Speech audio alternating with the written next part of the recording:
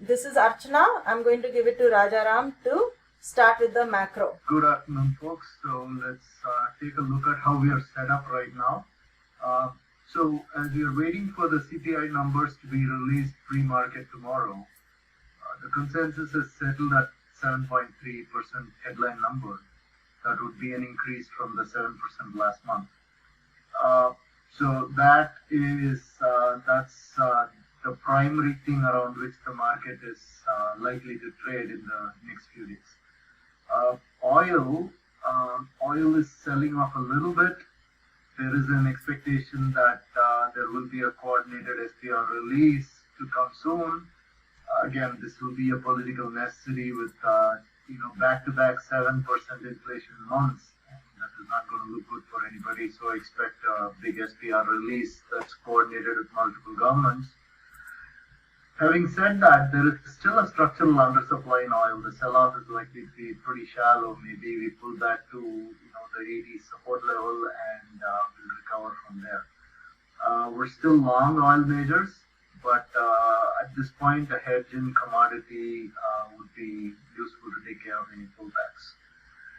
When it does pull back, I'm looking to add to mid and small size oil producers which have not run up as much. And I expect a pullback to an eventual blow up top when we get to the summer demand months. We'll see where that goes. From a money flow perspective, there is clearly a directional trade. That is, the reopening theme is pretty hot. Starting with England last month, we've seen a deluge of data from mostly countries in Europe, but also some of the states in the US that are removing on almost a daily basis, either partially or fully, their COVID restrictions. Again, as we get into the spring months, provided there are no other variants that come up, I think all the restrictions should be taken out, and that should be a big boost to the reopening rates. These would be your travel booking sites, vacation sites, airlines, cruise lines, hotels, restaurant chains, brick and mortar. Obviously, specialty retailers are already doing well, and some of their results are also showing that. So, what is our expectation? Okay, going into the CPI, we think it comes in between 7 and 7.3. Rather than surprise higher or lower, let's call that a neutral print. Right? Why do we think that? So, the first clue for us is the market reaction itself. It's been risk on this week. Smart money is betting by brisk buying in tech. The 10-year has failed to break the 2%, even though it tried multiple times. You've seen volatility sell off the last 2-3 days into the CPI print. The 50 basis point hike, the probability of that has gone down slightly in the last few days. So we think a trade in tech makes sense, and let me hand it back to Archana so she can explain the trade setup itself. So ABNB is considered like a tech. It is reopening play, and it has held up well since January 28, when we found a bottom. It has ran up. It is above all moving averages. Of course, it has two gaps, which was that day on 29th or 1st of February, and now, today. So because it has held up well, it has earnings coming up. We are thinking that we should do something in June. Why I'm giving myself time? Because it is reopening play, will take till summer. So it has more time. Plus, this is the weekly point of control, which means that over here, a lot of volume was traded. So people who are, so this is more of the supply where it can easily have some resistance and it can consolidate before it goes higher. Now I'm thinking this is one daily POC and another daily POC, point of control, again, where there is a lot of volume. So 170 to 180 to 190 is the call spread, which will take some time. That's why we are giving ourselves time. So that is a call spread I'm thinking about, and planning to sell something over here, which is almost at its low at 125. Okay, so selling 125 put and buying 180, 190 call spread is our trade.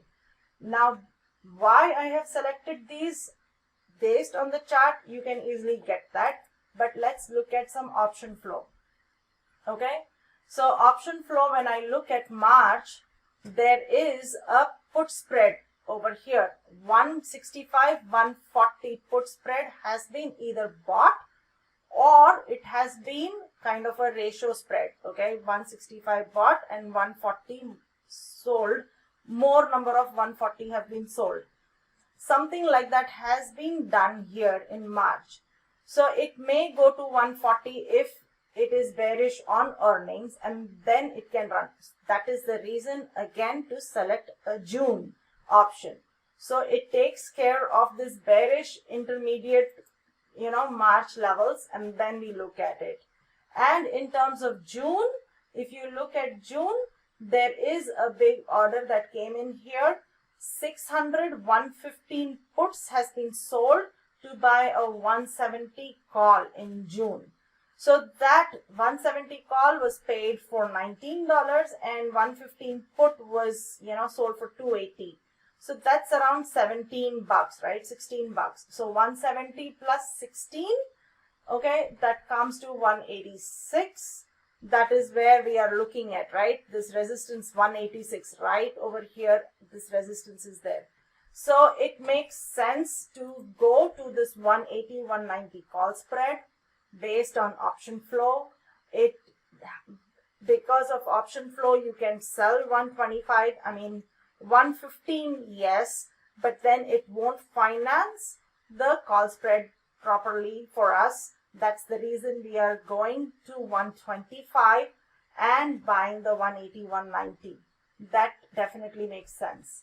The other one, Rajaram, you were talking about Datadog. Do you want to give a little bit of fundamentals for it so that I can go ahead and say the technicals?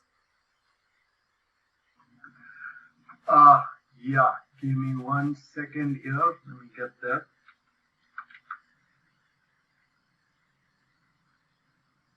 So, Datadog, again, one of the hottest IPOs of recent times, still very richly valued, but everything is relative. It has pulled back substantially from its highs.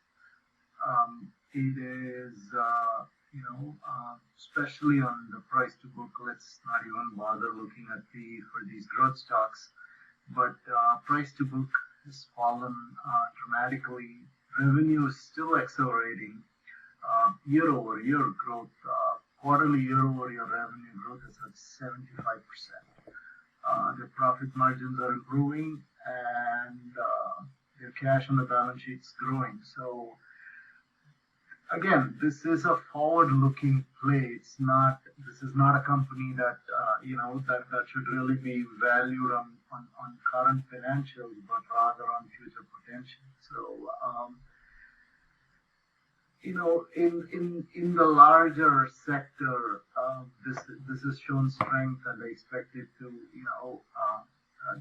they have given very, very strong guidance last time, and there is no reason to believe that their guidance won't be, met and probably beaten, and have continuing guidance that's strong going forward.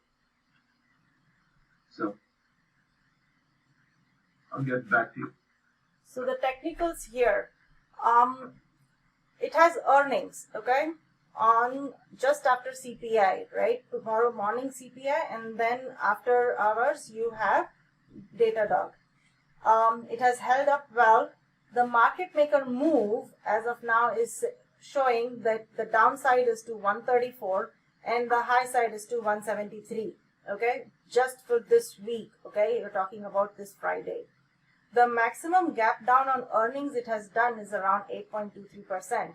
So that's around, even if I round it to 10%, so that's again coming to this 140 level from the current level that we are, okay? I'm counting 150, 156, 155, 156 is the level that I'm talking about. Okay, now if I look at 1.5, okay, so I'm talking market maker move plus another 0.5. So 1.5 market maker move comes to 125, and 2 times the market maker move comes to 115. So our trade, okay, and over here the daily point of control where the maximum amount of volume was traded is 163. If it gaps up, it goes to this 180, okay, pretty soon. So our trade that we are thinking about, okay, is to sell 110 put in June again and buy the 170, 180, and we are getting 60 cents credit for it.